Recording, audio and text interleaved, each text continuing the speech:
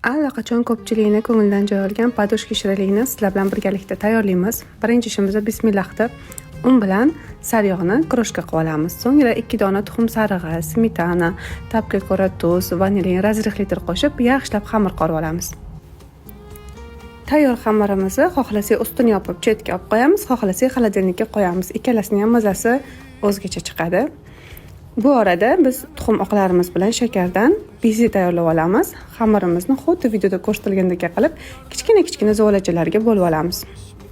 Zuvolachalarimizni esa mana shunaqa qilib yupqa qilib yoyib, ichiga bizedan bir qoshiqdan solib, xohishga ko'ra yong'oq, magiz aralashtirib qilsanglar bo'ladi yoki-da muzlatilgan mevalaringlar bo'lsa, olchali, malinali qilib qilsanglar ham bo'ladi. Albatta, ikki xil qilib tayyorlab yeb ko'ringlar.